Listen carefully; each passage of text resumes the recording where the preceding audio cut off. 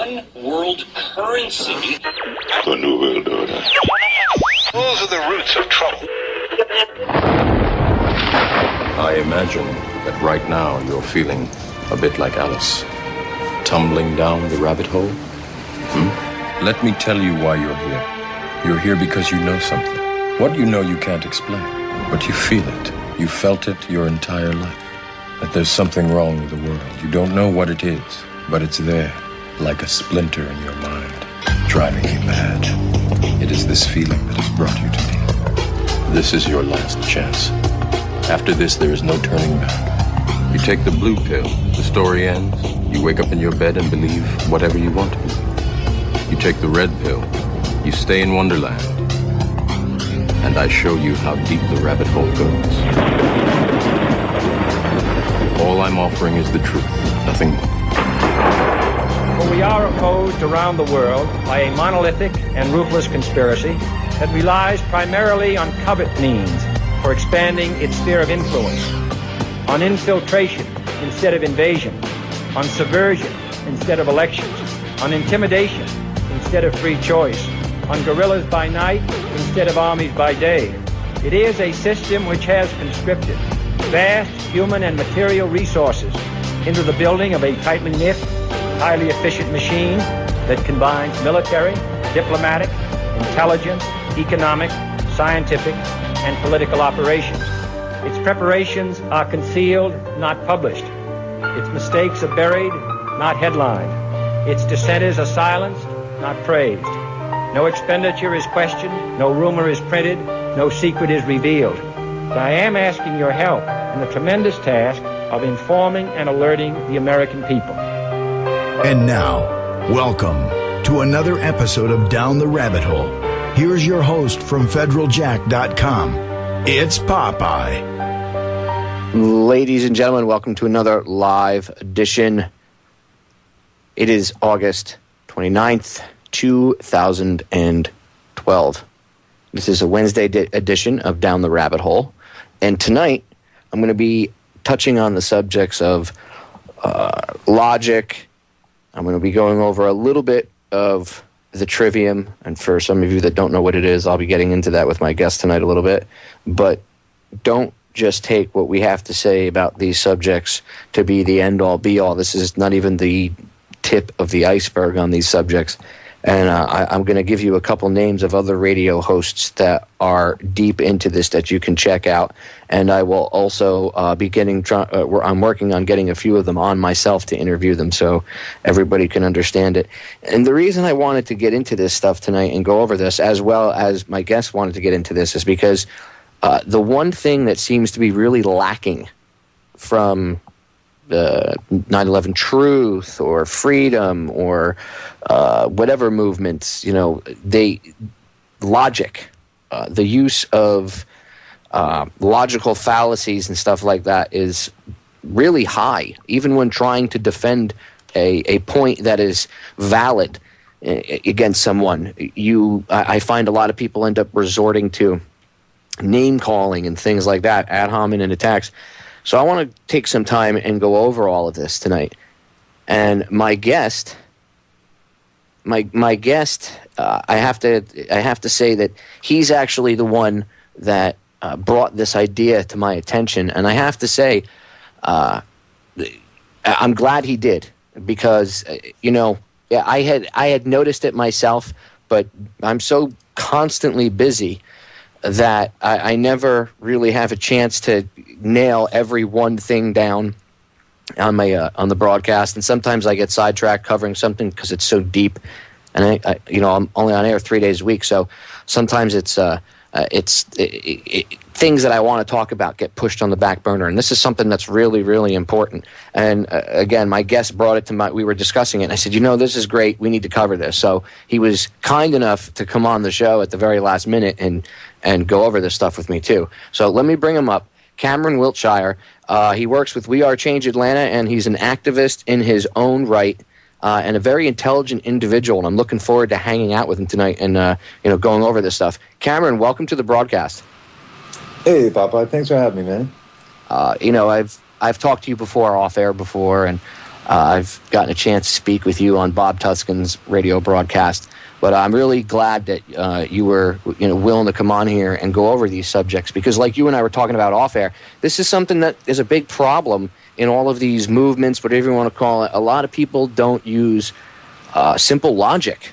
They let emotion kind of guide the way they sometimes their thoughts or theories on things. And I've seen people defend a theory, even if it's been proven to be, it's been disproven, I should say, or proven to be inaccurate. I've seen people defend it very with like an emotional vitriol. Like you know what I mean? Like it's very powerful, and it's emotion. It's not logic that they're acting on. And you brought it up to me when we were talking about this. You were like, this we should talk about this on air. So I want to give you a big shout out for giving me an idea to do this broadcast. And I am working on getting people like Jan Irvin on and other people to talk about Trivium and logic. But I really think this is a good place to start. And I want to introduce you, to the listeners, because not many people may know. If people don't know who you are, or if they only know of your work through We Are Change, there's so much more to you, especially about the stuff we're going to talk about tonight. So before we get into it, just take a few minutes and just tell the listeners a little bit about yourself, and then we'll get right into logic, the Trivium, logical fallacies, and more. Okay, great. Well, thank you for your kind words earlier. And again, as yourself, I'm no expert. I'm like a lot of people, I'm an autodidact. I'm someone who's realized the deliberate deception of mass schooling or schuling and its intent to create a nation of workers, not a nation of thinkers. And so it's understandable. We're all struggling to survive while at the same time create the means for a real education. Thankfully, we have the internet at our disposal. And so how this figures in with tonight's work is that I think we can create a greater efficiency for wading through the BS. I don't know. Can I curse on this show? I have a little bit of a potty mouth sometimes. But no, you can say shit. It's cool. I can say shit? Yes. It's on my radio show. I don't care. That's great. Okay. Well, I'll pepper my speech here and there, and I'm sure people understand. So, yeah, we just got to wade through a lot of bullshit, unfortunately, and we've been raised in a colossal pile of it. And what I'd like to do is see us transmute all of that into magic mushrooms and awaken our third eyes and realize how these schemes can be dismantled with a logical framework.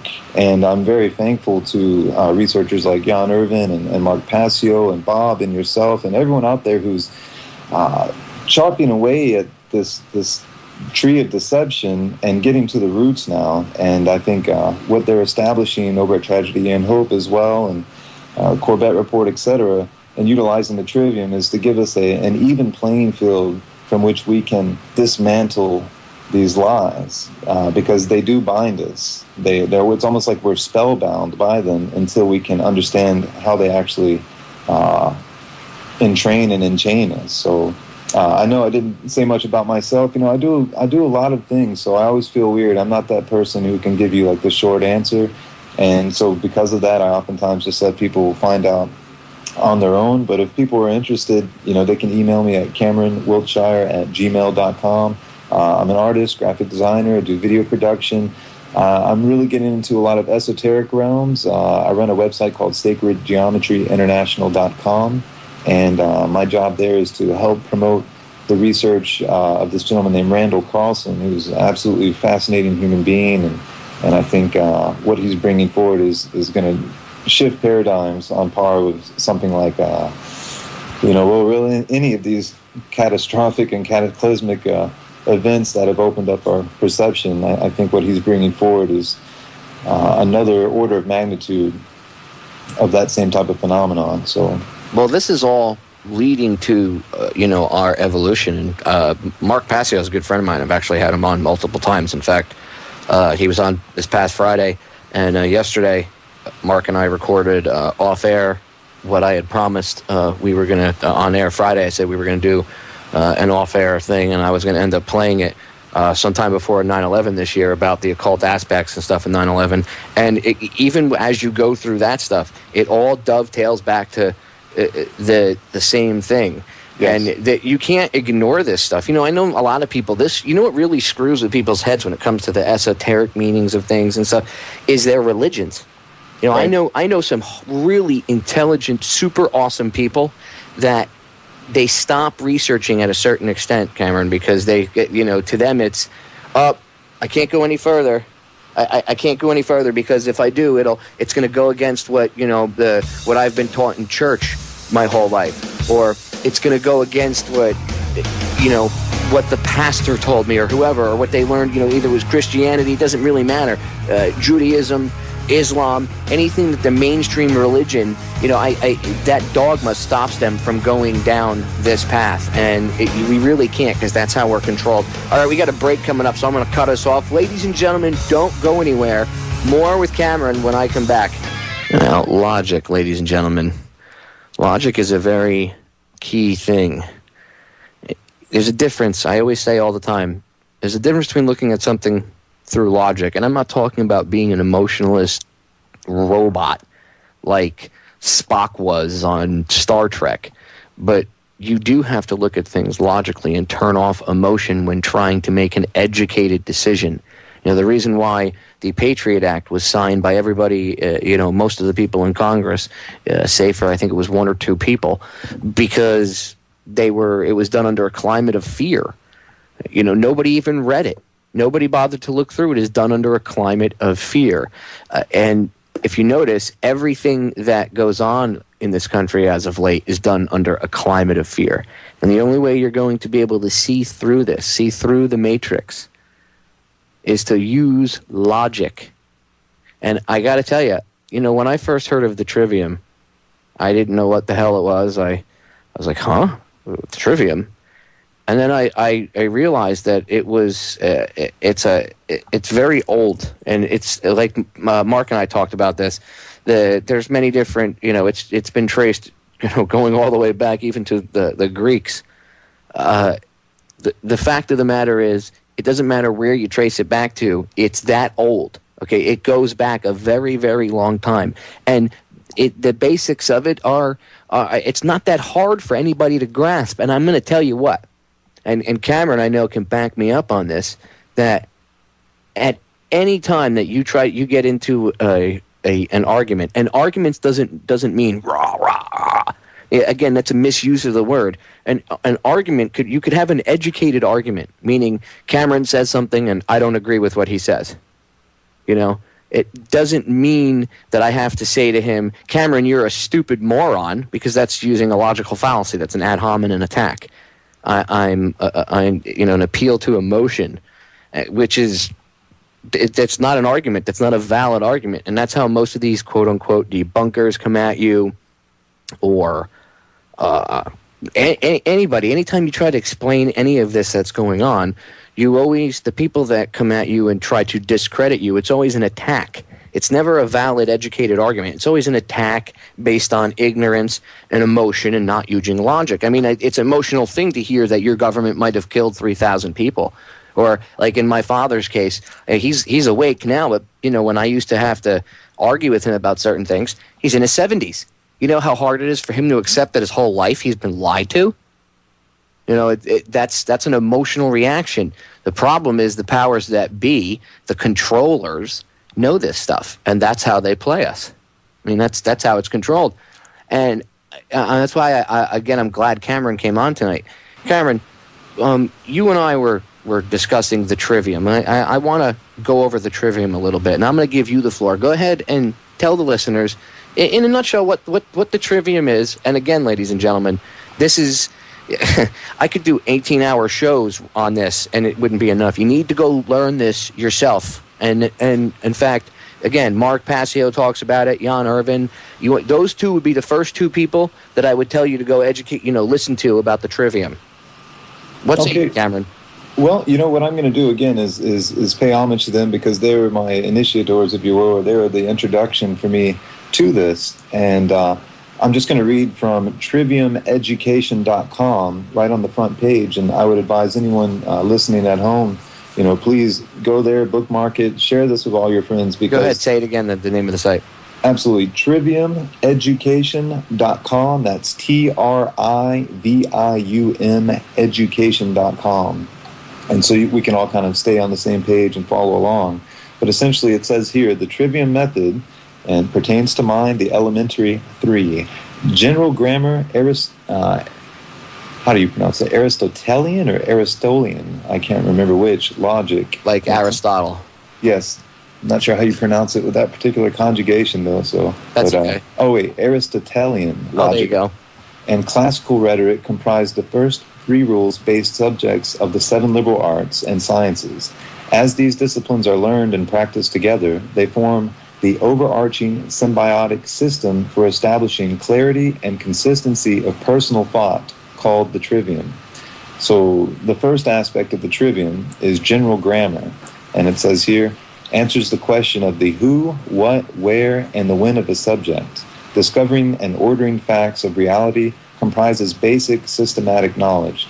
So what they're describing there is before you presume to profess or be teaching something, you've got to make sure that you've got all your facts together and that you've done your due diligence to see what is available out there. So you're just gathering information at this stage. The next step would be formal logic. So the formal logic stage answers the why of a subject.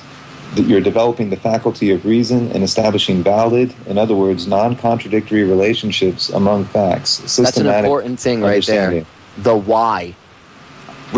That's a big thing. Remember how many times I've said this on air, ladies and gentlemen? The why. Mark Passio and I talk about this all the time when he comes on. The causality of things. You see how it dovetails again? Boom. This isn't coincidence. Go on, Cameron. Oh, sure thing, man. I'm right there with you. And you know, like you said, who benefits, why? Here we have, basically in this stage, what you're doing is you're removing contradictions. So say, case in point, 9/11. You know, what temperature does steel melt at? Okay, is this a physical constant? Can we rely on this in production of steam engines? Can we rely on this in production of steel frame structures that might encounter office fire some days? Yes, we can. So logically, we can come up with a physical constant that we can determine and build on top of other future projects. So in this stage, you would not hold two contradictory ideas because that would be illogical. And so in this vetting, you can move forward with assurance to the next stage, which would be your classical rhetoric, which it says here provides the how of a subject, applying knowledge and understanding, expressively comprises wisdom, or in other words, it is systematically usable knowledge and understanding. And so what you have here is just a computational process that you can rely on in a method similar to the scientific method, which allows you to avoid inconsistencies, contradictions, and logical fallacies, which would prevent you from obtaining wisdom. And therefore, you can be sure that you're not promoting illogic in your own speech and in your own practices of rhetoric. So as activists, we basically have to teach one another what's been held from us through government schooling, which is this simple logical process. And so as each of us studies this and employs it in our personal research and communication, in effect, we're turning this tide of chaos and illogic back one soul, one consciousness at a time. So that's why I really appreciate you having this forum where we can discuss these ideas. Well, you know, this stuff has to be talked about. Again, how many times, you know, I'm sure I know you've witnessed it yourself because I've had conversations with you about it. You know, you'll be trying to have a conversation with somebody or talking with them, and they'll come out with, they come at you with, a retort to what you said, filled with just logical fallacies, ad hominem attacks, straw man arguments. And I see it all the time on Federal Jack, man. The comment section. I'll the other day I posted an interview I did an off-air interview, which I'm going to air some of it on Friday, about with one of the organizers of Paul Fest, about how Paul Fest down in Tampa got sabotaged by Jesse Benton and the Ron Paul campaign, and it was such a fresh thing. It happened Monday that I didn't want to wait until I knew I was having you on Wednesday. I would have had to wait till Friday. So I said, no. So I recorded it and threw it up as a special thing. Already put it up on YouTube, made an article on Federal Jack about it. And what happens? I end up getting comments from, and who knows, they're probably somebody within the, one of the major, brainwash. Ladies and gentlemen, we're back. We were so deep into it that we talked right into the break. I talked right over the bumper music right into the break, which is my fault. But hey, sometimes that happens when you get into a deep conversation. Anyway, what I was getting to was I put up this. If you go to federaljack.com, I'll put the link in the chat room. The title is, it's right on under the featured articles section on the front page. It says Ron Paul campaign sabotages Paul Fest, and the reason, go listen to it. It's good, but when you listen to the lady I was interviewing, her name's Tracy Diaz. When I was interviewing her, she wasn't resorting to ad hominem attacks. She was just stating the facts the way they were. She actually, she said, I'm not whining about all the work I've had to do, because she mentioned about all the time that they put in and stuff. And she said, I'm not whining. I know it was my choice, so I accept the fact that I took on that responsibility, which that's a big step right there. Accepting responsibility, personal accountability. Okay, so she wasn't doing anything wrong in the interview. And yet the trolls still come out. And when when they come out, it's always attacks. It's never, this, that, or the other thing. It's always lies. And in this case, it was in the one case I'm referring to. It was this one person that signed on with two different, commenting under two different names on the article, but I guess they weren't swift enough to use a different email address, because when I see it, since I'm the webmaster, I see everything, including the email address that you emailed it from, even if it's a fake one. I see it, and then I could see the IP address and all that. And it was the same IP address, same email address, just different screen names. And the attacks, because that's what they were, there was no logic in them at all. It was all straw man arguments and garbage. So I called the person out, and then I made a comment about Peter Schiff, and it wasn't a nasty comment. I said they were praising him, and all I said was he doesn't need anybody. Nobody was picking on him or bashing him, and he doesn't need any help. Making himself look bad. He does a perfectly fine job of that on his own. Which, that's not an insult. That's a fact. I'm just stating a fact. There's no emotion there. I really could care less. And they responded back with, oh, of course I commented on different names. You have a conspiracy nut job website, you crackhead, blah, blah, blah, blah, blah, blah, blah, that kind of crap. Now, right off the bat, as well as I do, Cameron, if somebody responds to you with that kind of rhetoric, it's a logical fallacy in itself. That's an ad hominem attack. The calling me a kooky conspiracy theorist that nobody would want to go to my site anyway, that's a straw man argument, plus that's an ad hominem. And then all the other insults that were thrown in there. So it just goes to show you, again, the attacks, the response is not done from a place of logic. It's done from a place of emotion. And that's why I was bringing that up as an example. So long story short, I responded with, well, you attempted to engage me in an educated argument, but you failed miserably right off the bat because you engaged in logical fallacy. Next, and then I said, go look up the Trivium, educate yourself, and move on, and you won't look ignorant next time. And people, and I find people don't like being told they're ignorant, Cameron. They get real emotionally pissed when you tell them that. You ever notice that? Yeah, it's a very charged word, and what I try to do is help people realize that the root of ignorant is to ignore. And so oftentimes the connotation that comes through of ignorant is that they're somehow forevermore doomed to this experience of not knowing because of some flaw in their character, and it's not it. It's like you're ignoring information that would change your perception. And in this day and age, that's happening on so many levels simultaneously that if you poke one hole in the dike, the whole edifice is threatened. You can unravel the entire sweater and people will be there butt naked saying, where the hell am I? Who am I? Like, have I lived a lie? And that's kind of the challenge of our times. And it's not for everyone. A lot of people, they want to take that blue pill and go right back to the Matrix. But that's not where our heads are at, are they? Are they? Well, I would prefer not to take it. You know, that's actually a perfect example of what happens. You know, people do, like the one guy did. I forget his name in the movie, but he went and met with Agent Smith, and he's eating the steak. He says, "I know the steak doesn't exist, but in my mind it tastes so good." Yeah, Cypher. And he's like, you know, the steak tastes so good in my mind. You know, I don't want to remember any of this. Put me somewhere. I could care less about these, you know, scumbags, whatever.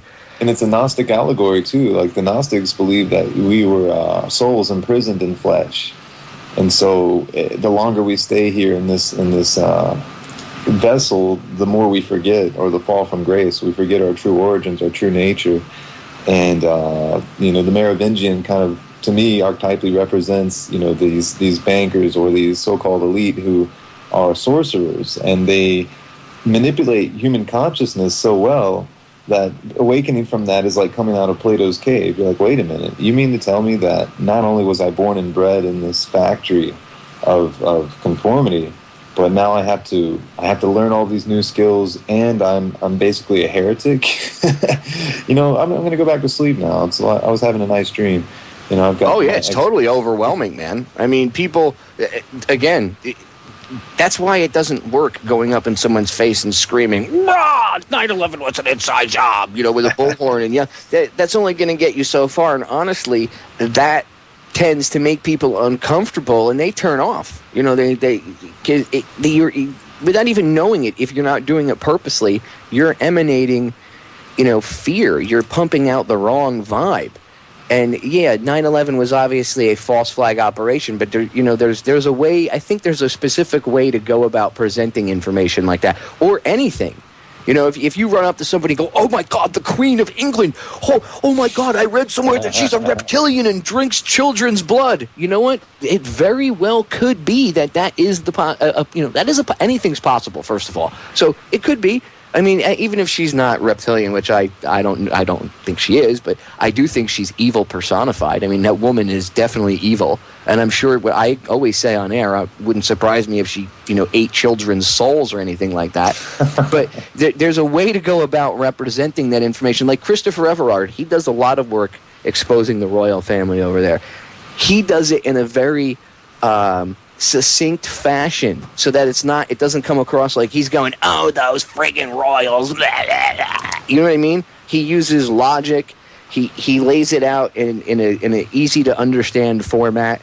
I mean, there's ways to go about it, and that's why it's important to learn this stuff. And again, if you're going to be out there, like Cameron, if you're out there and you're trying to talk to people on the street, and you're saying, "Hey, you know, the buildings didn't fall due to fire. Let me explain how just that doesn't work." And you're going over the science, and you get some guy go, "Oh, you're a tinfoil hatter.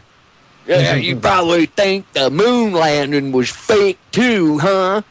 Right. And you're like, dude, did I even bring that up? That itself right there is a straw man argument. It's an argument that's easily defeated by this guy because there really is no real argument. So they have to create this fictional argument and take that on.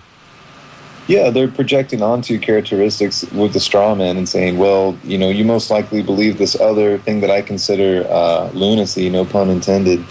And the reality is, for anything, we would just have to go through the grammar and say, all right, what are the facts?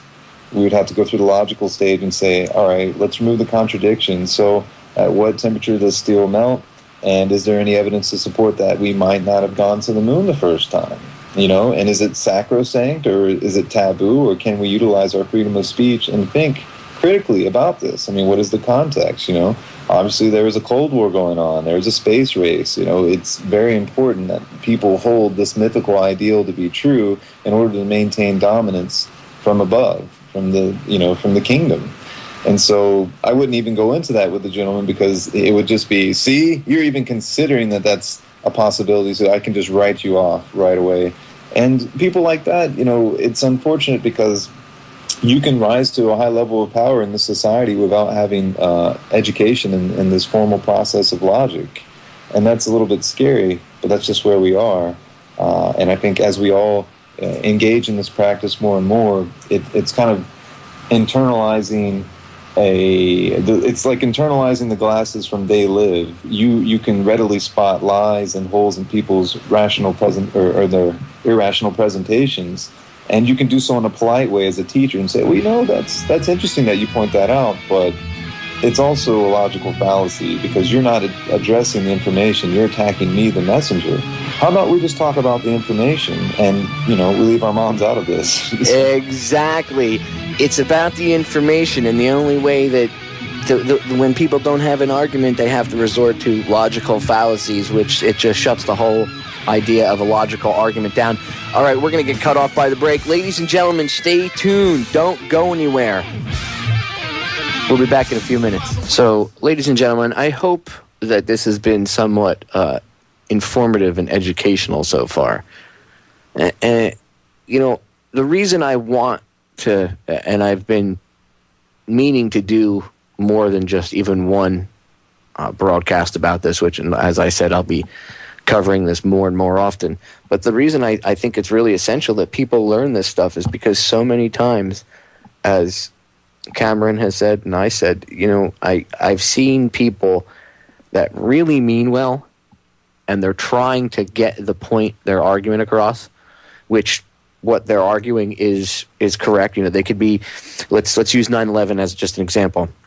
I've seen people try to explain to somebody on the street what happened on 9/11, and that person instantly resorts to a logical fallacy and starts attacking them with different appeals to different things, meaning either an appeal to authority or an appeal to emotion, something along that type of, And I've seen these people that are trying to defend their point. They don't know how to come back at that except, with an emotional reaction. Even though they are trying to put forth logic, they end up themselves coming back with an emotional reaction.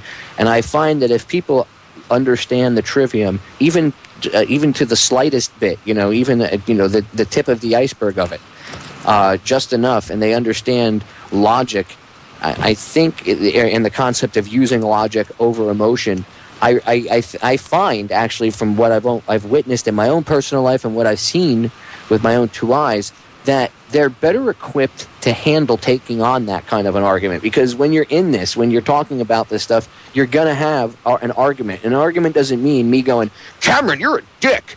I can't believe you said that to me. That's not an that's an out of control emotional argument. But an argument would be Cameron presenting a point and me presenting a counterpoint to that. Okay? That is technically an argument. Now, whether you want to make it an educated, logical one, or you want to be running around like a chicken with your head cut off, screaming, like an emotional harpy, there's two different things. And I find that people are better equipped when they get it, when they understand even the trivium on the slightest level, and they understand about using logic when thinking rather than emotion. What say you, Cameron? Well, my mentor said it rather succinctly. He said, when entering the metaphysical jungle, it pays to have a well-honed sword of reason. And I think, the way they control us is through illogic and through cognitive dissonance. And they reinforce this in society by showing examples of people who are basically incoherent. And so, you look at daytime television, it's a madhouse, and you can feel yourself becoming stupider. And all it does is emphasize emotional discord and argument and theft and violence and distrust and betrayal. And so if we ever hope to extricate ourselves from that mess, I think this is a great foundation for all the homeschoolers out there, or anyone who has children or hopes to have children one day, and you don't want your children to go through the same process of brainwashing or the Prussian style of education. Familiarize yourself with the trivium. Play around with it with friends. My girlfriend and myself, we were always trying to point out, logical fallacies as we hear them on the radio or in each other's meandering speech, we'll just for fun. So it's something that it's an important mental antivirus, is what it's been described as by Jan, and I think he's correct there, and that it helps you remove the pernicious effects of this type of programming before it can ever get lodged in your system, and you find out 10 years later that you're not who you thought you were, or the world is not what you believed it was.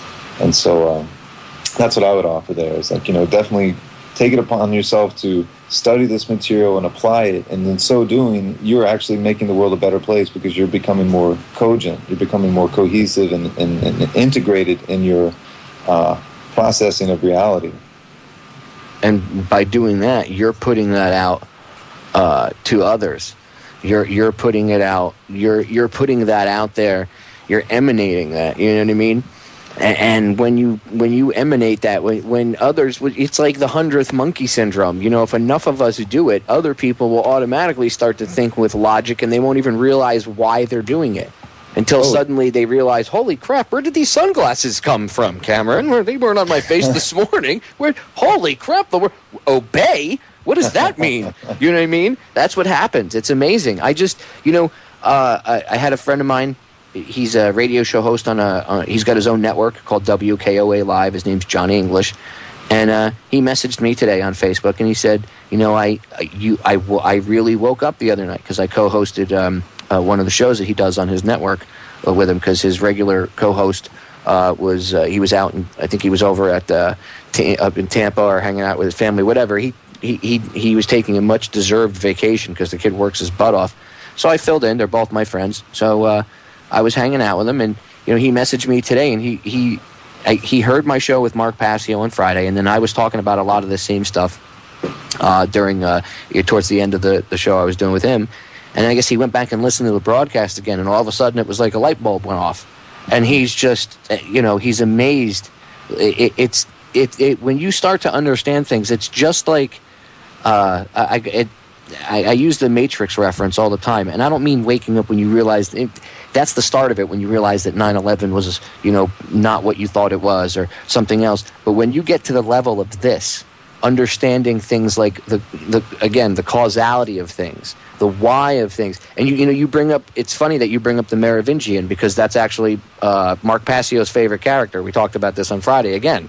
You see how it all dovetails, ladies and gentlemen. And the Merovingian is representative of these elitists, I hate calling them elitists, the illuminated ones, the controllers, the Illuminati. And he says to them, you, Trinity, Morpheus, and Neo, you come to me, why are you here? And they said, we want the keymaker. And he said, no, that's a what? That's not why. Why are you here? Who sent you? Why were you sent here? Why are you here? And they didn't understand, they didn't understand the question. They didn't get it. So because they didn't get it, he said to them, without power, you come to me with no power. Why should I give you what you're looking for when you come to me and you don't even know why you're here? The causality of things. It's right there in your face. I mean, I couldn't beat this point home anymore. And this is again, it's like the Matrix, and even They Live is another good representation of what happens when Piper puts on those sunglasses and he starts to he looks at the money and says, "This is your God." What do you think? But it is. What do you think Carpenter was trying to tell us? You think there was a subtle message there? I do. Definitely. I remember seeing that as a kid and just being blown away. I was just like, what is this? I don't know what this is, but I have to see it again. And it just captured my attention. And I think great art tunes you into the spiritual dimensions and the spiritual reality. And so they found the perfect vehicle, perfect metaphor to show what is going on behind the scenes. And with the advent of the internet and the ability for people to do independent research outside of that control grid of, here is the news, we present this, and that's, you have this small perspective on reality that we allow you between commercials, which of course is all fake in the first place. And then stepping out of that, leaving that room that stinks to know that it stinks, and having that new perception is vital. And our ancestors, they utilized that, or I should say they initiated that experience through various mechanisms. And I think even astute study of any science or artistic discipline, you can create that space. If you were studying astronomy and you realize the unfathomable depths of infinity above you, and then on a microscopic scale as well, you could say, well, look at this. Here we have the microcosm where I can plumb to infinite depths within. So what am I? And the more often that we consider that, the more empowered we become, the more we gain agency in controlling our reality. And I think that's why they want to cut us off at the head, starting with, circumcising us when we're little kids. What's that about, really? I did a little bit of study, and so you see, all right, here's Abraham making a deal with Yahweh, who's a tribal storm deity, and he's making a covenant, and he's gonna offer his little pound of flesh there, and that of his sons to seal this covenant. And that's a barbaric practice that continues to this day. And of course, the children have no say in it, so it's completely barbaric and dogmatic. And it's linked to a magical covenant of sorts between a disincarnate entity, a tribal storm deity, who's the god of the quote unquote chosen people, and the progenitor of the Abrahamic religions. And that's still playing out. So you had mentioned religion earlier, and how people can resort to these types of irrational constructs when they're stressed. So they fall back on it because, my pastor said this, or this is almost like a post-hypnotic anchor given to me when I was a child and I was going to church every Sunday.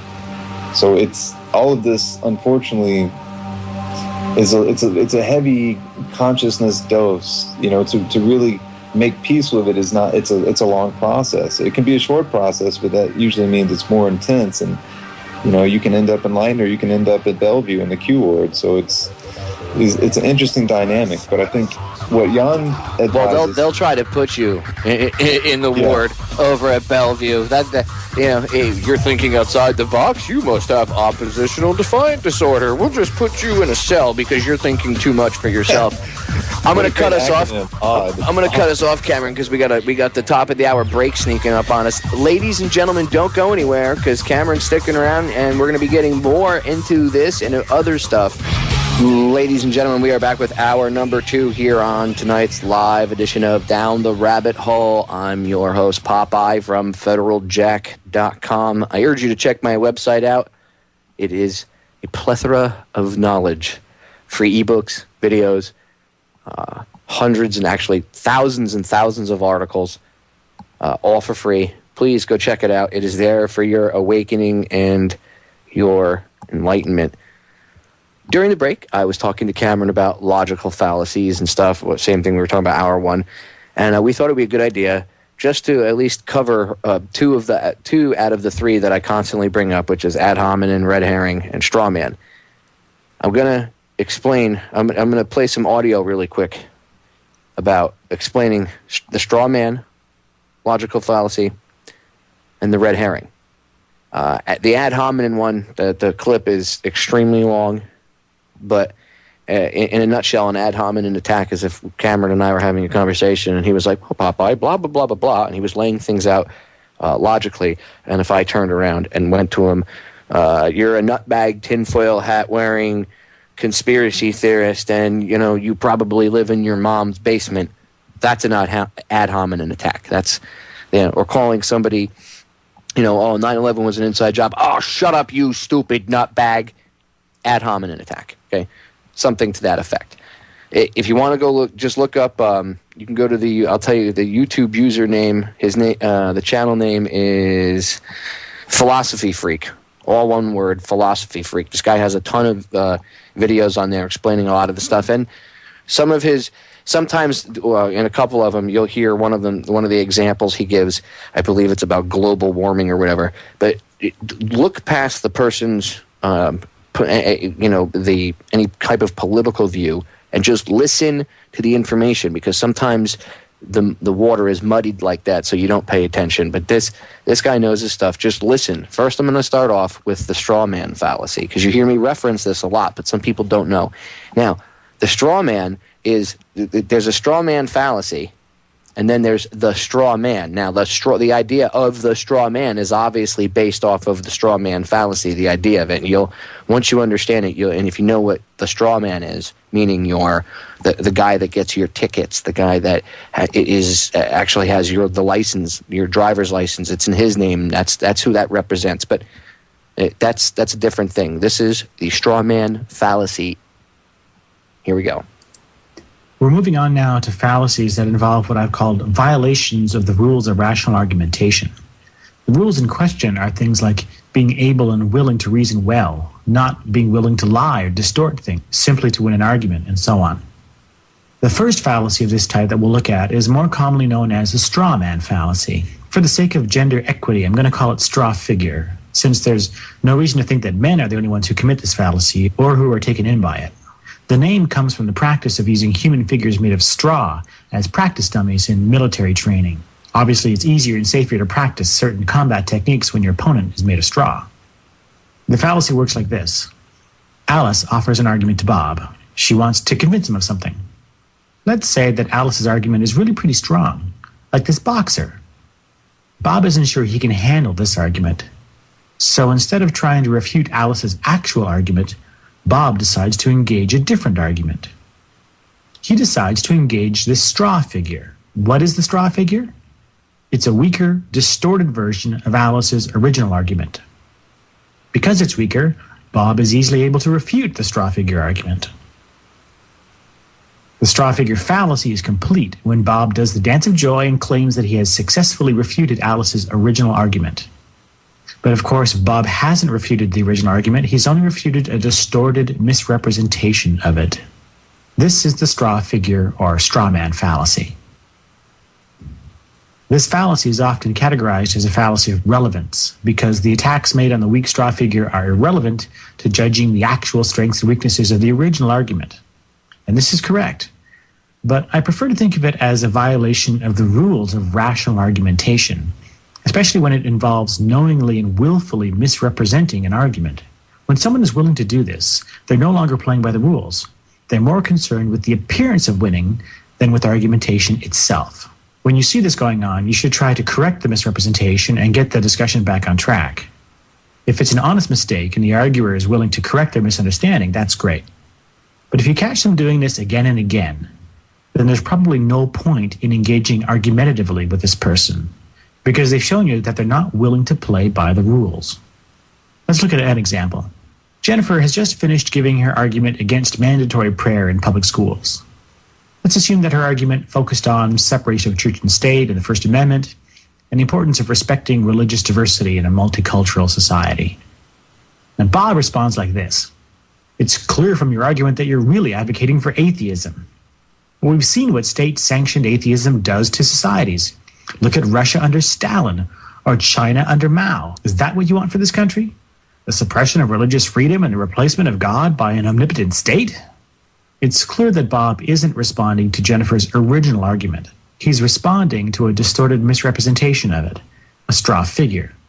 Appeals to religious diversity or separation of church and state are just as often made by religious people as by non-religious people.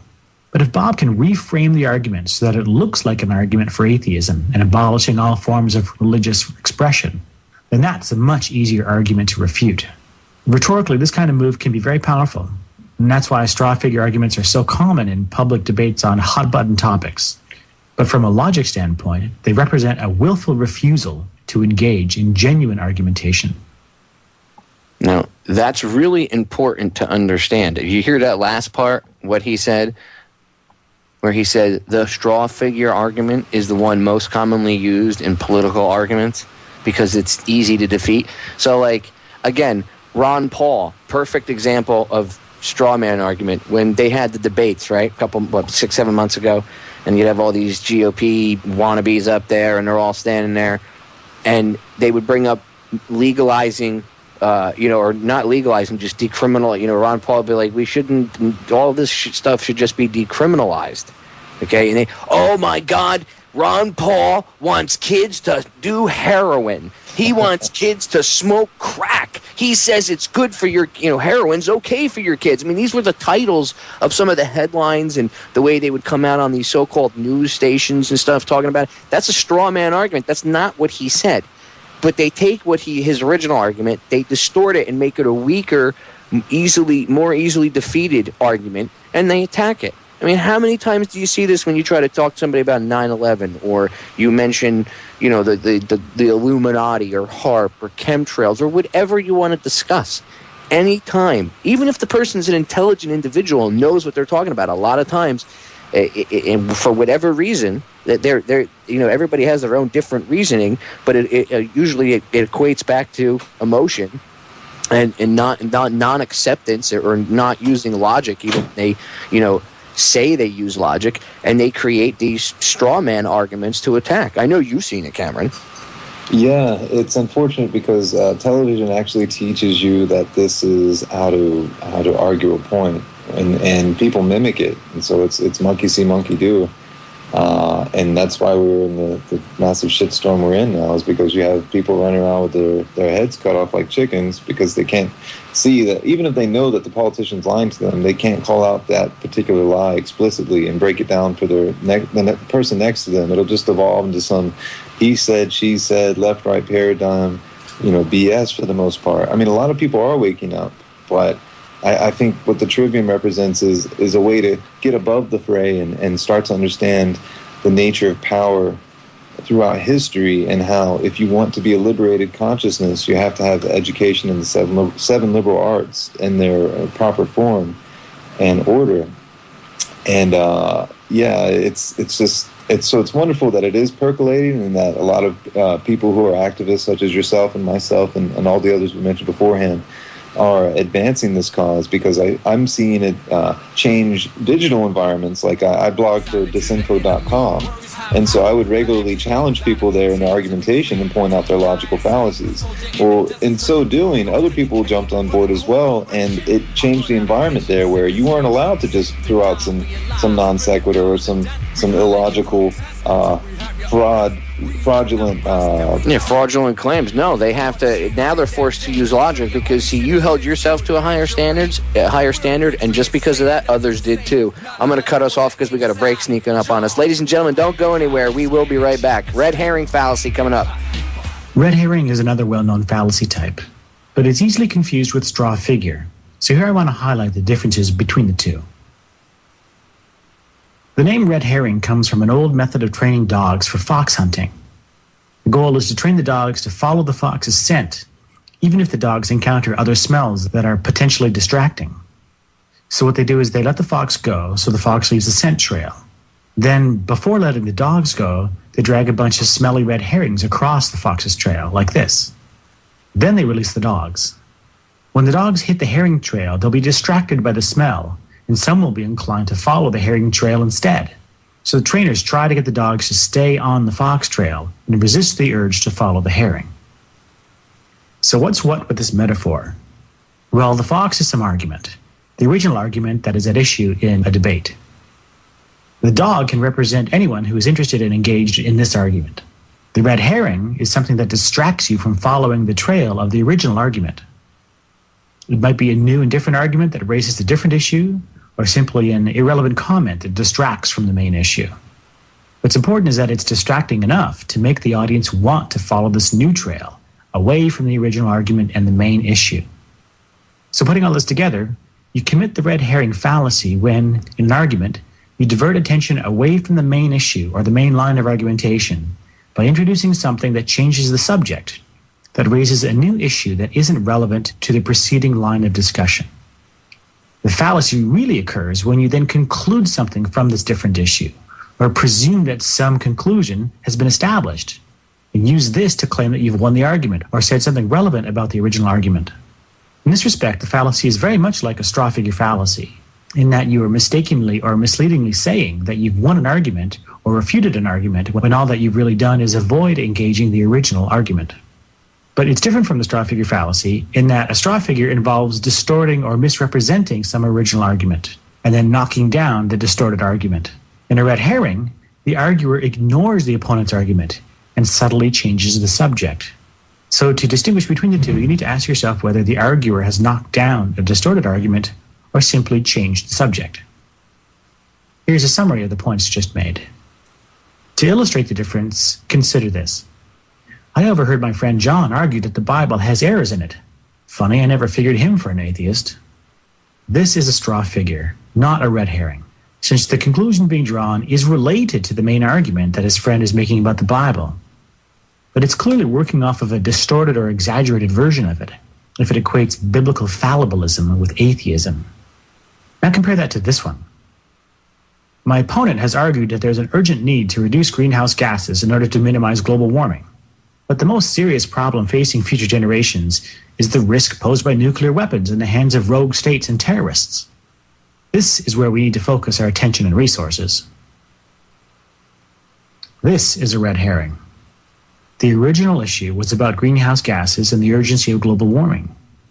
This response sidesteps that issue and introduces a new issue.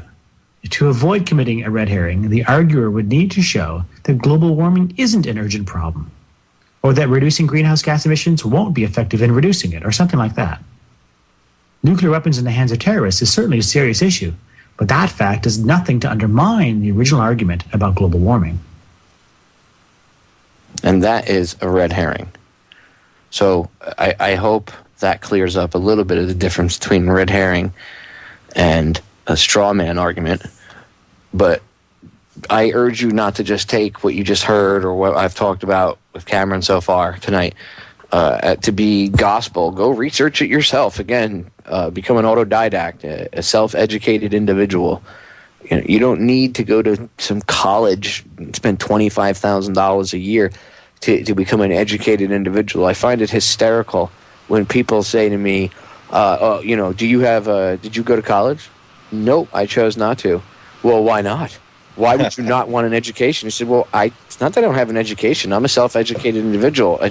I didn't have the money to go to college, and I didn't think it was an intelligent maneuver to put myself, $75,000, $80,000 in debt to get a piece of paper, which, guess what? I know people that have, they have, master's degrees in engineering, and they're a friggin' bagger at the Whole Foods right now because they can't get a job because of the economy.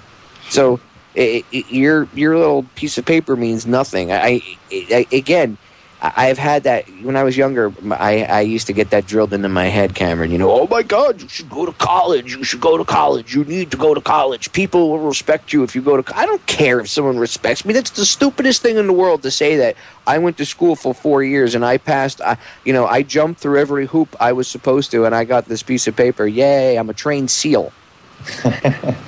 Yeah, it's part of the control system. It's unfortunate. Not to disparage anyone seeking higher education, but I think I saw a statistic that said the second largest debt is held by student loans. People with student loans. Overall, more than credit card debt. So that's a pretty startling figure when you imagine that people who just want to have a chance at advancing in the world have to take on this massive mortgage, this death contract of sorts, to achieve the education to enable that in the first place. It's just, it's really a way to control people. And I've seen people essentially avoid discussing these things because they're still within the system. Friends of mine who, they went the traditional route, got the 8-year degree, they got the corporate job, they got the family, and now they know what's going on. But on Facebook, they'll block me, or they won't talk with me, or they'll just skirt around these issues. And it's like, well, if we can't talk about our government murdering our own citizens, frankly, then how can we ever pretend to have liberty or freedom whatsoever? I agree. I mean, first of all, what I'm not even going to say what's the big deal, because I know what it is. Whether it makes them uncomfortable because they just don't want to believe that could happen, or a lot of people, again, it's religion. A lot of people, I find it's religious dogma that holds people back from even being willing to look into any of this stuff. Because, perfect example, Romans 13. You hear a lot of these pastors and churches, tell people, well, it says right in Romans 13, God created government. So that means that you have to listen to what government says because it's, proxy of God, basically. And, of course, I'm paraphrasing a bit, but that's just a complete insane idea. And just in case anybody isn't aware of this, that happened to be one of the favorite passages of Adolf Hitler. Okay, that was one of the ways that he got. They were able to control Germany was through the churches, and they're doing the same thing here, by the way, with DHS. It's the same kind of fascist, just totalitarian control system that they're trying to build. And they use religion as a way to do it. Absolutely, and if you look at the Old Testament, I think it's Deuteronomy. Again, I can find the exact quote and the exact chapter numbers for your listeners and put it in the chat room, etc.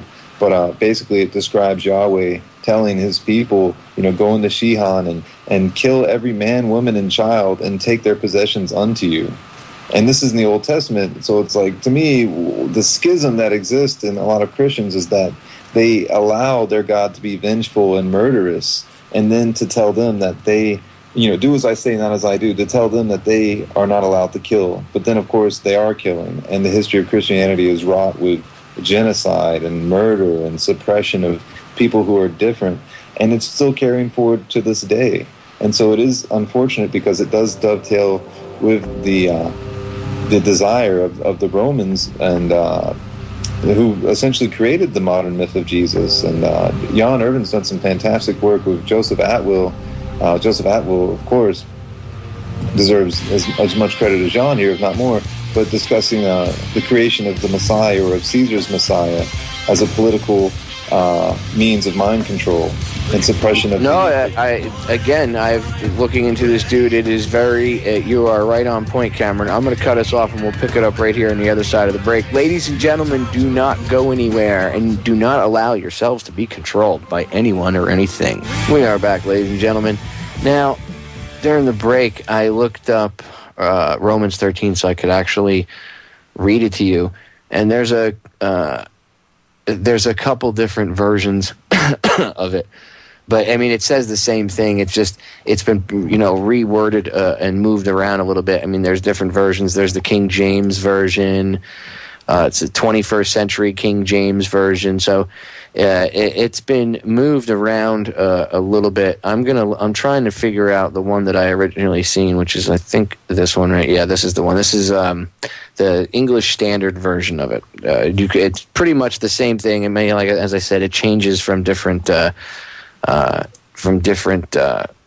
version to version here a little bit, like the way they worded it, but it all, as I look through it, it means the same thing. You can look at it too. I'll drop it in the chat. The website I found it on, if you want to see how it's worded differently across different versions around the world, I just found it through a regular standard search engine search, but BibleGateway.com is the website, I guess, hosting it, and I'll throw a link to in the chat here, but I'm going to read it for you. Because this is, and again, this falls in line with using logic. When you read this and you look at this with logic, this is why I used to get in arguments with people, and I guess I was not a good Christian boy.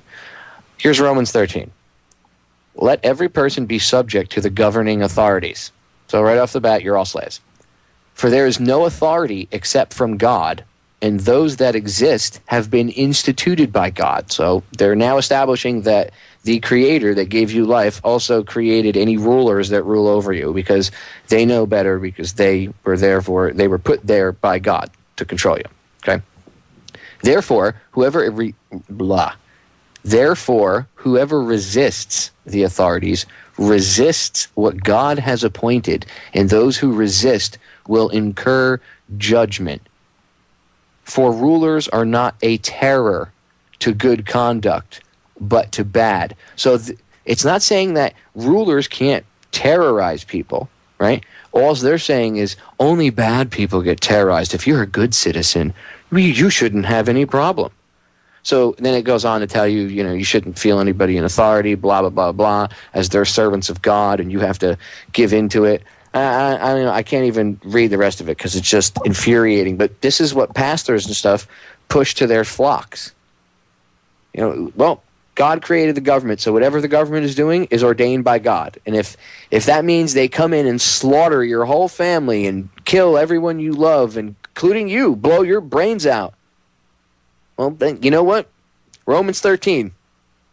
And again, Hitler used that with a lot of the Catholics over in and the other Christians in Nazi Germany during the reign of the Nazi party there. They used, go look it up, you'll see. Same thing our government is doing right now.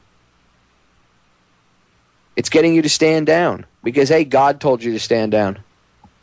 Yeah, you see that soldier, that UN soldier there raping your daughter? They just slit your wife's throat? He was sent by God to do that. Does that sound logical to anybody? Really? Do you think that the creative force, the energy that is in this, out there, whatever it is, I don't believe it's some dude sitting on a bench with some stone tablets, but whatever you want to call it, this energy that where our souls come from, do you people really believe that he would want you to go slit someone's throat or rape or drop bombs or shoot, kill, maim, dismember, torture? You really think God's behind waterboarding, whatever God really is? I mean, that kind of thinking, and it doesn't matter if it comes from Christians, Muslims, Buddhists, I don't care what religion you are, the Jews, I don't care. I don't give a crap what religion you are. If you think it's good to hurt and kill and maim innocent people in the name of your favorite imaginary friend, you are wrong.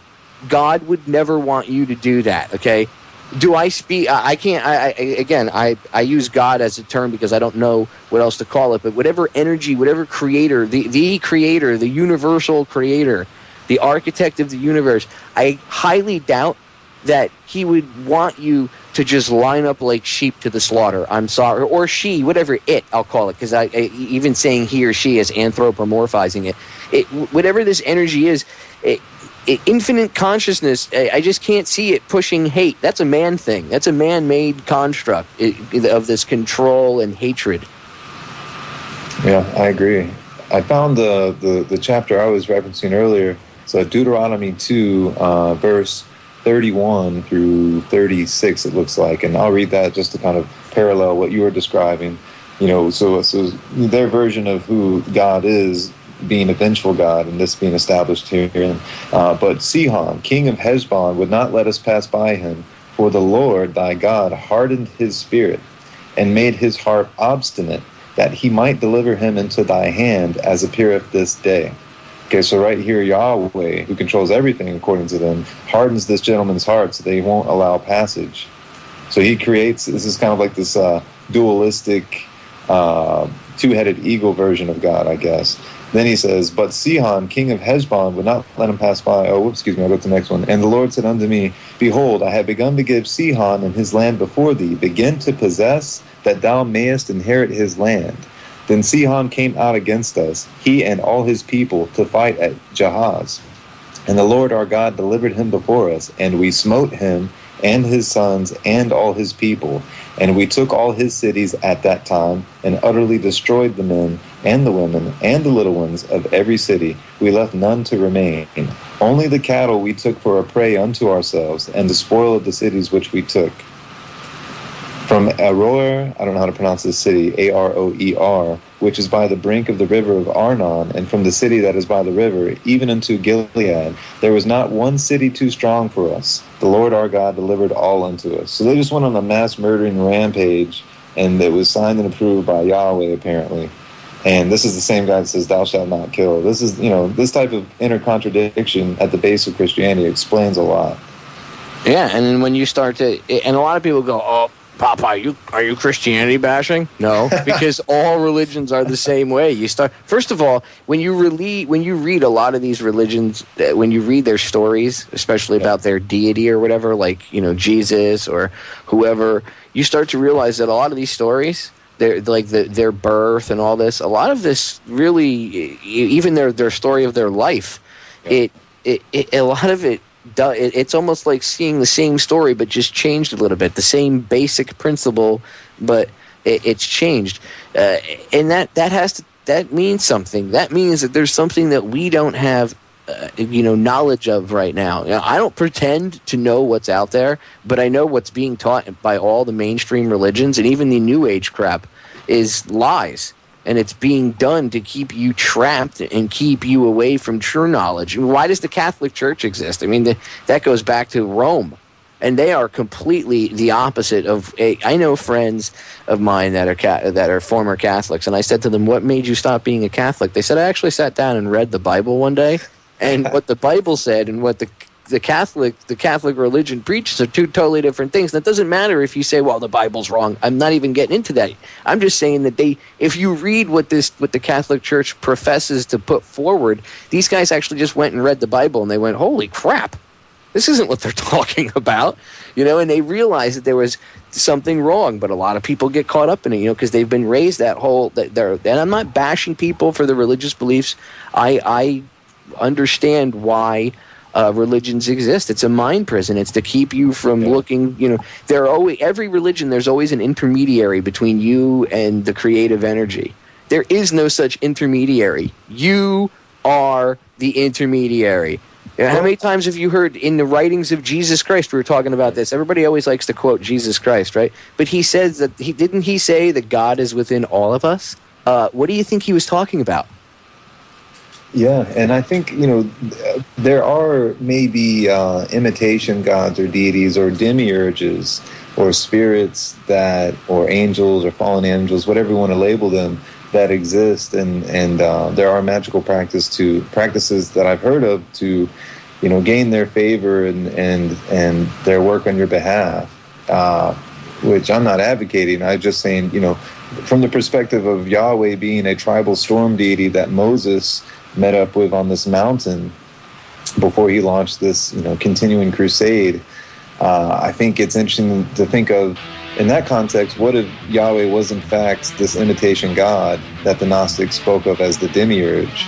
Or I think it translates to as a craftsman or poor craftsman, rather than being the grand architect, being a low man on the totem pole in this construction of the New Jerusalem. So it's one way to look at it. Well, again, and it doesn't mean that we're denouncing anything, but we're telling you to open your mind. We'll be right back. We're going to break. Stay tuned, everybody. Don't go anywhere. We are back, ladies and gentlemen. Final segment. As always, I want to tell you all, thank you for listening. I really appreciate and respect the fact that you give me 2 hours out of your day, your night, whenever you hear this, even if it's on rebroad or if you pull the archive or on YouTube or whatever. I always want to make sure that I thank you all for listening and bringing me into your lives for a few hours, 3 days a week. It is greatly appreciated. So when we went into break, we were discussing religion, and we're not bashing any one religion in general. I think the point that we're trying to drive here is the fact that all of them are being used to control everybody. And no matter where you turn, that's why the New Age movement was formed, because you had all these people leaving different religions all across the board, looking for something new. And rather than go down the right path, the New Age religion pops up to scoop them all up, and it leads them down the wrong path as well. It really does. I mean, the only way I think we'll ever know the true, at least have a better understanding of where are the life forces or whatever you want to call it, our soul actually comes from, first we have to go get into the basement of the Vatican, okay? Because they have info that goes back thousands and thousands and thousands of years. 20 miles of books. Yeah, that's ridiculous. I mean, I would love to go down there. I'd pack a lunch and be down there for months.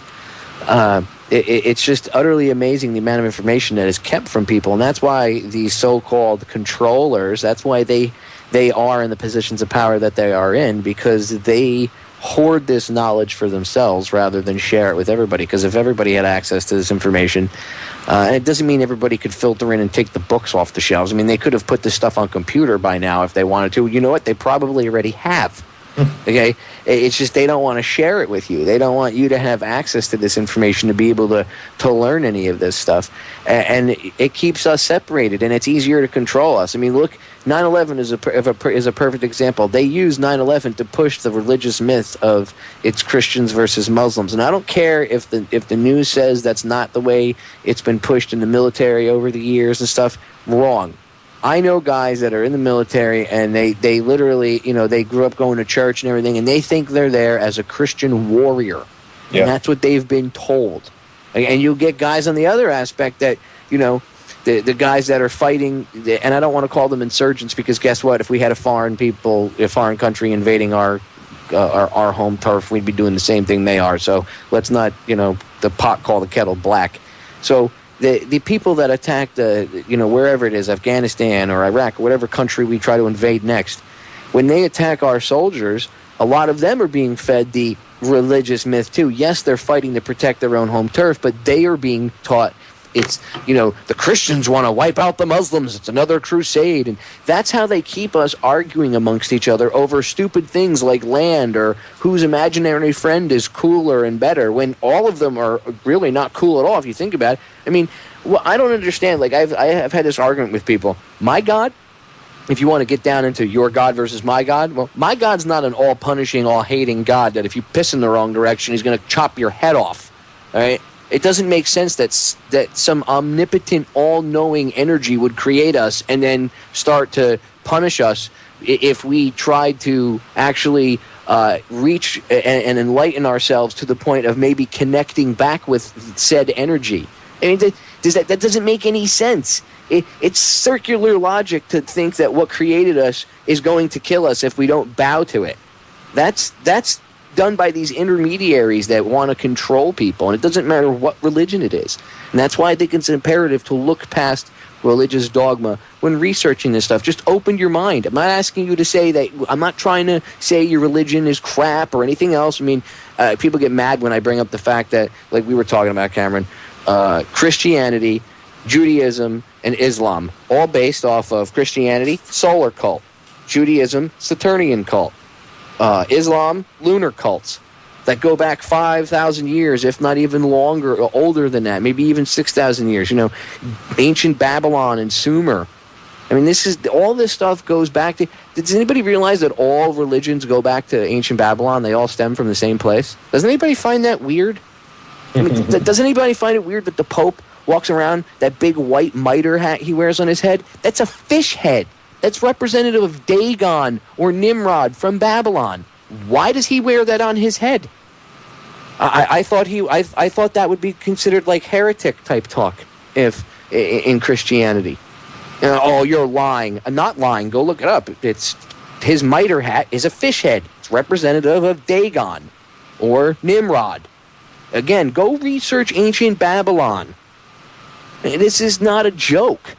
This is not, and again, it's not religion bashing either. It's I grew up in a heavy religious environment. I shouldn't say heavy religious. I was surrounded by two different religions. I had my grandmother who was Jewish, and then I had my parents who were Protestant.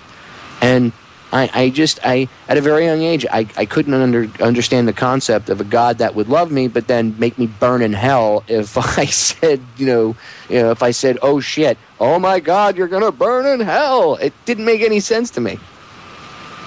Yeah, and I think it's really not supposed to, and that's why people are trapped, because the minute things start making sense through a logical process, you realize that all of this is mythical in origin and has a negative intent from the outset.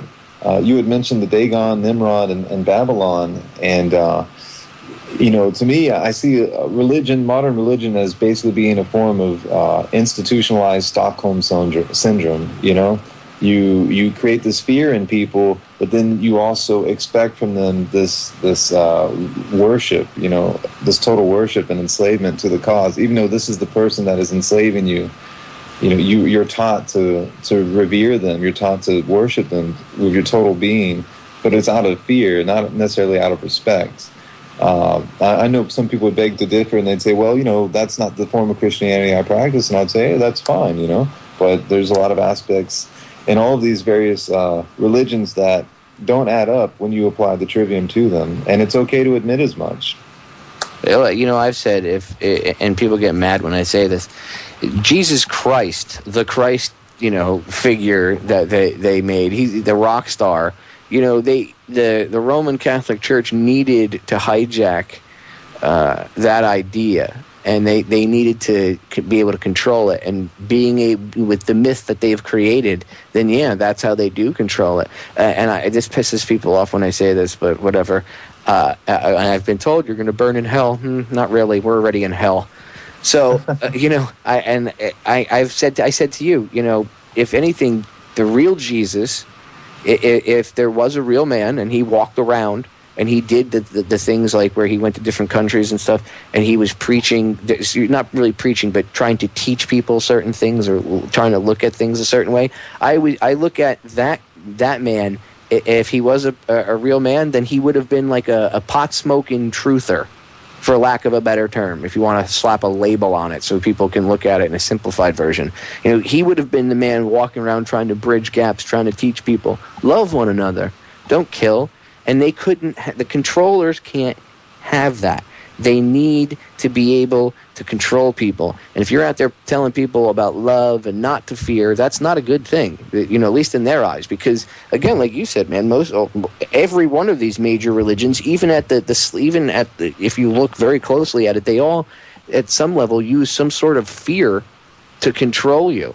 Whether it's you're going to be punished by your God or whatever. There's always some level of fear put out, and I have an issue with that. So I don't like these mainstream religions. That you should not be pumping out fear. We should be pumping out love and telling people that it's okay.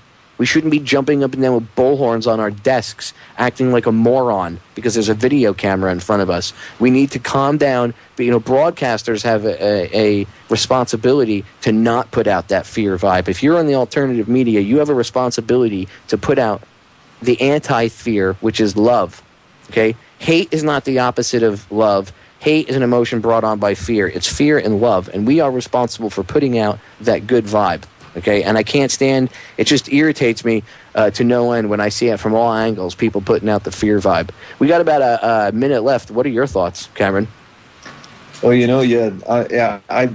I myself sometimes I get paranoid and pissed off and angry, and so I'm just working on not letting myself devolve emotionally because of stresses external to my mind and to my being.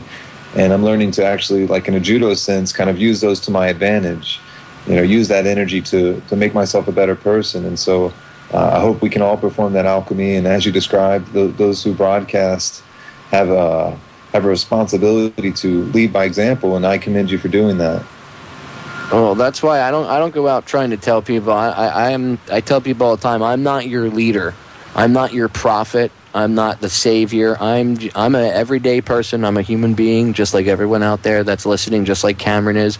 I'm not better than anyone. We are all equal. And the only thing I want people to, if there's one thing they took away, it's not the only thing, but if there's one thing anybody ever takes away from my broadcasts, is not to fear.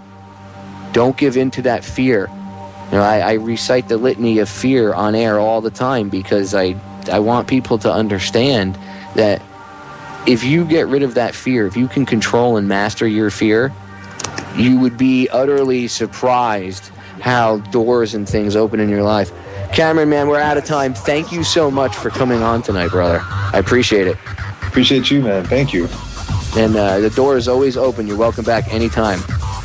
I look forward to future conversations with you, my friend. Thank you, Popeye. As I do myself. Ladies and gentlemen, we are out of here. As always, no fear, only love, and I will see you all again on Friday. Do not give in to the fear porn, no matter where it's coming from.